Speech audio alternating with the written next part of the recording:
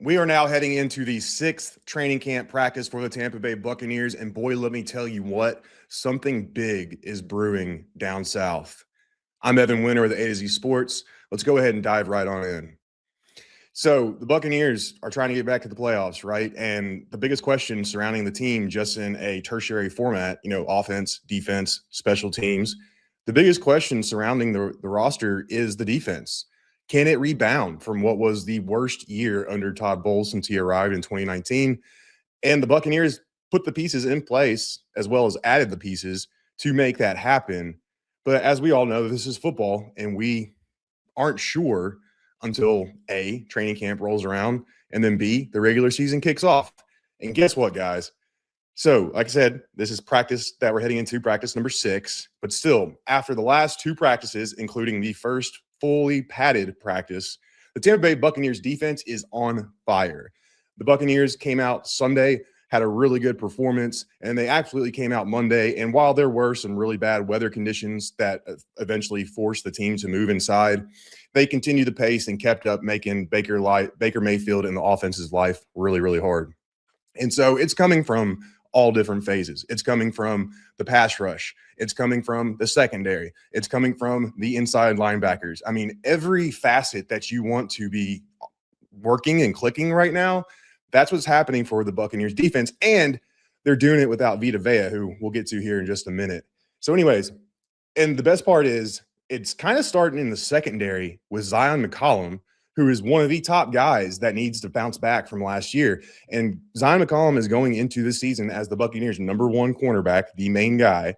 And it's integral for him, especially if the secondary wants to be a formidable unit. But it's absolutely integral for him to come back and become the guy that we saw in 2024, who, while, I've talked about this before, Zyon McCollum isn't going to be a guy who gets you 6, 7, 8 interceptions in a season, but he's a very sticky corner who does know how to break up passes, and he can match up with just about any receiver in the NFL. So he's a good player. He is a valid starting corner for any NFL defense, and he can also play man coverage and zone, all that other good stuff. But regardless, the secondary's rebirth starts with him in terms of the cornerback room. And so far, that's what's going on. He's recorded interceptions in back-to-back practices, and reports are out there saying that he's really starting to look like the guy who received that big extension just a couple years ago. Moving on to the pass rush department, man, Rueben Bain has been everything the Buccaneers have thought he would be so far in training camp. All that momentum, we were wondering, what would it look like when the pads come on? Well, he was out there making plays on Monday. Yaya Diaby is out there making plays. But David Walker, he might be stealing the headlines. Actually, you know what? I think he is the one stealing all the headlines right now, especially on the defensive side of the ball when it comes to the Buccaneers in training camp. The dude has now had 5 straight practices with at least 1 sack, and he's looking to continue that on Tuesday night whenever the Buccaneers hold their next practice. But, man, if David Walker can keep this going, and if this translates into the regular season, as well as Rueben Bain doing his thing and then Yaya taking that step, you're talking about a 3-man pass rush rotation the Buccaneers really haven't had since Todd Bowles has been here. Sure, they had Shaquille Barrett and JPP back in 2019 to 2021, in that range. But really behind them, there wasn't a third guy on the outside. Now, obviously, Vita Vea was in the picture and Dominican Sue was in the picture. I'm talking about specifically edge rushers here. The Buccaneers didn't really have a third option on the outside like David Walker. And this dude, bendy, twitchy, fierce, he had tons of production in college. So he's got all the traits and all the makeup to make this happen. And what's even more impressive about all of this is the fact he's coming off that torn ACL that he suffered in training camp last year. And honestly, it looks like he hasn't lost a step. I mean, usually, we always talk about how players after that first year of ACL surgery, they're not really themselves. They're still kind of getting that confidence back and just moving past the injury. That doesn't seem to be the case for David Walker. And if all of this is coming together like this early in training camp, man, it should give you nothing but high hopes for the season. Now, granted, nothing is ever guaranteed in this sport, right? I mean, nothing at all, except somebody's going to get hurt at some point. That's like the only guarantee. So there's still, let's keep our powder dry. Let's not get too far over our heels. But I mean, it's impossible to not be encouraged about what we're seeing from this defense early on in camp. And look, if this defense gets back to its old ways, I'm not saying it has to be a top 5 unit. Top 10 would be great, but in that 10 to 12ish range, just be above average, and have those weeks where you really pick on your lesser opponents. You really force your will and shut things down. You got to have that sprinkled in from time to time. You can't just have mid performances all year long. But regardless, if this defense can get back to that kind of form, then the Buccaneers should be back in the playoffs. They should be back atop the NFC South. And who knows what they're going to do at that point? Because as we all know, especially if you're a Tampa Bay Buccaneers fan, defense wins championships. And that's exactly how they've won their 2 Super Bowls. So like I said, I would hit on Vita Vea shortly, and here we are. And, contract negotiations are contract negotiations, right? Like we aren't in these rooms. We aren't listening in on the phone calls, even though that would be great if we could. So we always kind of have to take things with a grain of salt and a wait and see approach. And that's usually the right way to go. However, ESPN's Jeremy Fowler recently put out his training camp intel from the training camp tour that he went on last week. And part of that was the Tampa Bay Buccaneers. And it's a bit concerning when you read what he's saying about Vita Vea. According to Fowler, Vita Vea does not plan to play under his contract unless he's traded, obviously, which means he's getting a new contract. And that's a whole new conversation, and it's kind of included. But regardless, that's really interesting. That means he will likely hold in, I should say, throughout the entirety of training camp. And he might even start forfeiting game checks.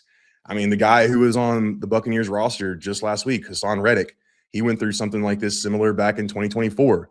And we saw how all that played out. He missed the first 7 games of the season, went on to have a very subpar season. Yet Buccaneers still signed him. Anyways, different conversation for a different day.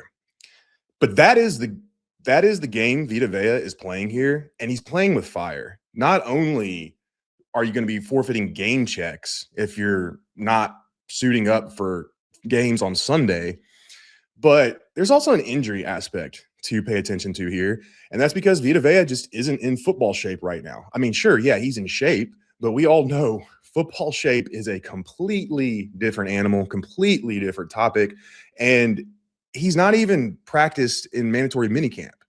So his ramp-up period still hasn't really occurred in terms of a football sense on the football field. And now, of course, yeah, sure, he's a veteran, all this other stuff. But your body reacts to these situations appropriately. And let's just be real. Vita is a bigger guy with a little bit of an injury history. And he's a lot more susceptible, especially since he plays in the trenches, to suffer an injury that being in football shape might have prevented. I mean, you look at it with Terry McLaurin last year. He's a prime example.